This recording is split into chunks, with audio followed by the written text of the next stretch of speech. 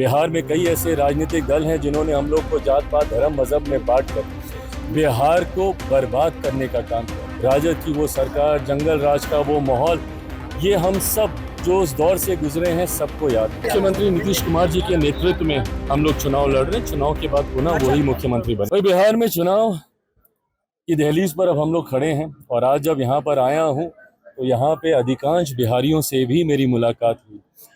इन सब से भी मैंने यही आग्रह किया कि चुनाव के वक्त ज़रूरी है अपने राज्य में जाएं और सही मायनों में एक ऐसी सरकार को चुनें जिस सरकार की जवाबदेही हो।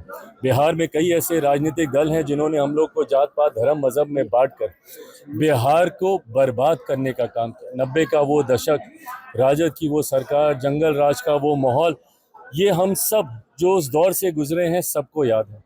ऐसे में लंबे समय के बाद बिहार को ये डबल इंजन की सरकार का मौका मिला है।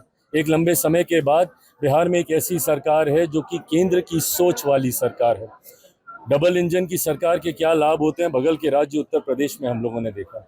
ऐसे में इस सरकार को आने वाले दिनों में और मजबूती से हम लोग आगे लेकर चलें, ये आग्रह यहाँ पे जितने भी बिहारी मौजूद हैं उनसे भी मैंने किया, इस उम्मीद के साथ कि एक मजबूत सरकार इस बार बिहार में एनडीए की बनेगी। बड़े लक्ष्य के साथ हम लोग अग्रसर हो रहे हैं। 225 से ज्यादा सीटें जीतकर इस बार हम लोग बिहार में सरकार बनाएंगे। मुख्यमंत्री नीतीश कुमार जी के नेतृत्व में हम लोग चुनाव लड़ रहे हैं। चुनाव के बाद पुनः वही मुख्यमंत्री बने। युवाओं से बस यही आग्रह करता हूं कि अपनी ताकत को पहचानिए। एक बड़ी आबादी है युवाओं की, 65% युवा ऐसे हैं जिनकी आयु 35 वर्ष से कम है।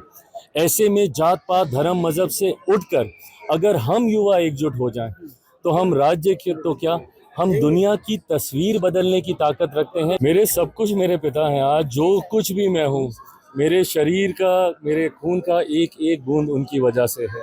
उनकी वजह से मैं हूँ। जो कुछ सीखा उनसे सीखा, जो भी कर पा रहा हूँ उन्हीं की वजह से कर पा रहा हूँ। ऐसे में आज जब वो मेरे साथ नहीं है, हर कदम पे उनकी कमी महसूस होती है और मुझे लगता है ये ताकत भी उन्होंने ही मुझे दी कि विपरीत परिस्थितियों से लड़कर आज भी अगर उनके सपनों को पूरा करने की राह पर आगे बढ़ पा रहा हूँ तो जहाँ कहीं भी आशीर्वाद ज़रूर दे रहे हैं।